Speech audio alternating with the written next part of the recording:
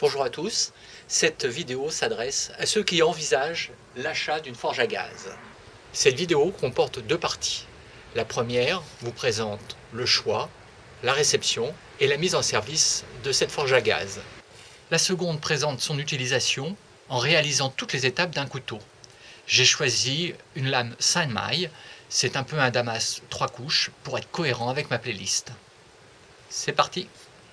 J'ai commandé sur internet une forge à un brûleur et une double épaisseur d'isolant afin qu'elle soit le plus économe en gaz possible. Les dimensions sont suffisantes pour les lames de couteau que je réalise. La forge est livrée avec des gants, un tuyau de gaz de 2 mètres,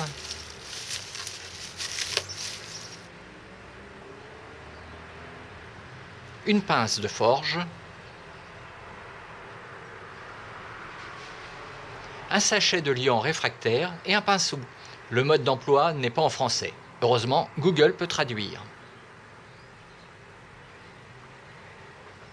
Une brique réfractaire pour le plancher du foyer. Un détendeur de gaz aux normes françaises. Différents embouts et pièces de liaison. Un brûleur avec sa vanne quart de tour et son arrivée d'air réglable. Une poignée pour la porte arrière. Des instructions de montage, d'utilisation malheureusement en anglais. Et bien sûr la forge. L'isolant céramique a été inséré sans grand soin. C'est vraiment à l'utilisateur de le positionner correctement. Et ce n'est pas facile, il faut le mettre en place sans l'écraser. Porte un masque car la laine céramique est considérée comme cancérigène. Je protège les bords métalliques de la forge avec du ruban adhésif pour éviter de tout salir avec l'enduit réfractaire. Je prépare l'enduit selon les proportions poudre et eau indiquées, mais je choisis de le faire en 2 fois pour mieux gérer ma consommation.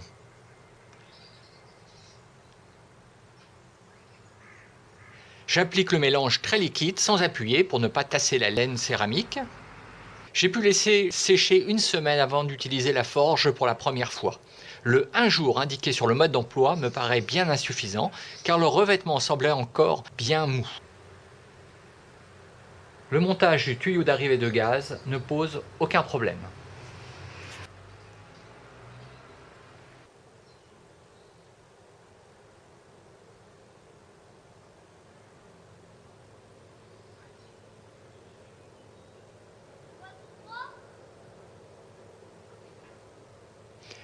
L'allumage de la forge répond à une procédure précise pour éviter une explosion du gaz.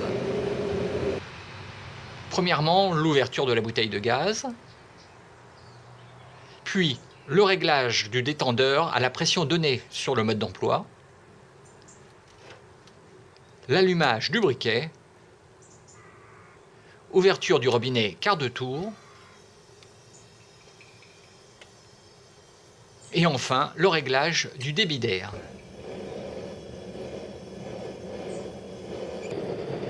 Elle chauffe vite et bien. Ah, vous êtes encore là, c'est que vous êtes presque décidé à investir. Pour finir de vous convaincre, regardez la deuxième partie de cette vidéo. J'ai choisi de réaliser une lame Sanmai. Elle est constituée de 3 couches d'acier avec de l'acier d'une lime à haute teneur en carbone en sandwich entre 2 couches d'acier ordinaire. Je commence par enlever toute trace d'oxydation. Les 3 morceaux d'acier sont dégraissés à l'alcool. Et pour ne pas utiliser de borax qui abîme la forge, je réalise un cordon de soudure pour isoler de l'oxydation les surfaces à coller. Je soude également une tige appelée traînard pour tenir plus facilement ma billette.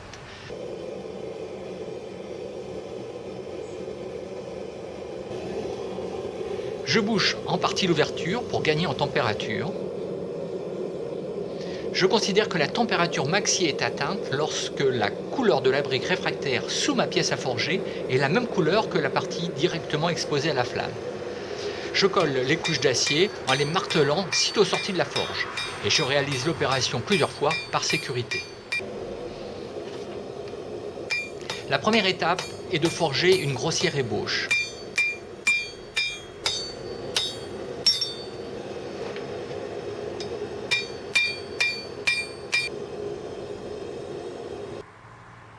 Voilà l'ébauche, le pourtour doit être éliminé car il contient le métal tendre des baguettes de soudure.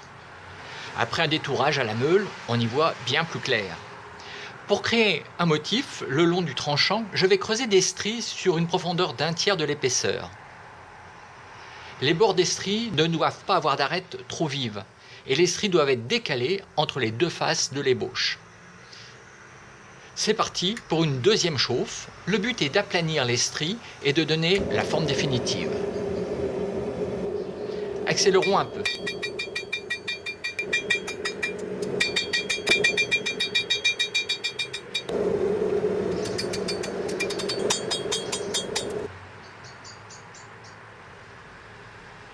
Je perce les trous des rivets du manche avant la trempe.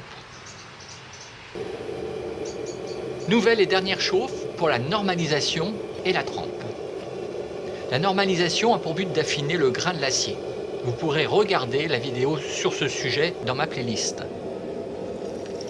La trempe a pour but de durcir l'acier. Je la réalise dans de l'huile de friture chauffée à environ 70 degrés.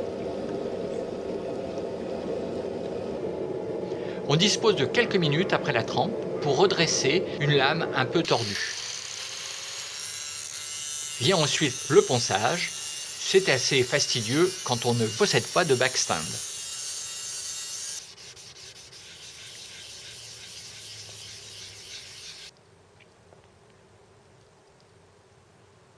Je n'oublie pas le revenu de 60 minutes dans un four à environ 290 degrés. Le revenu a pour but de rendre moins cassable l'acier en perdant juste un peu de dureté. L'acier prend alors une couleur de jaune paille à bleu en fonction de l'importance du revenu réalisé. La couleur disparaît avec un simple polissage de la lame. Le motif apparaît grâce à un passage dans du perchlorure de fer. Les stries noires correspondent à l'acier au carbone situé au centre de la lame. Maintenant, une rapide présentation de la fabrication du manche. Le traçage des plaquettes, leur découpe, le collage de la première plaquette à la colle bicomposant, le perçage de la plaquette collée. La seconde plaquette est collée puis percée, guidée par les trous déjà réalisés. Le manche est usiné à la bande abrasive. Les rivets sont collés. L'huile pour mobilier extérieur est une bonne option pour boucher les pores du bois, suivi d'un polissage au feutre et à la pâte abrasive comme pour la lame. Et bien voilà, le couteau est terminé. J'espère que cette vidéo vous a été utile.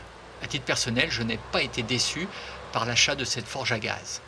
Je trouve que le gaz est beaucoup plus simple d'utilisation que le charbon, donc c'est idéal pour débuter. Et je vous dis à bientôt sur une autre vidéo.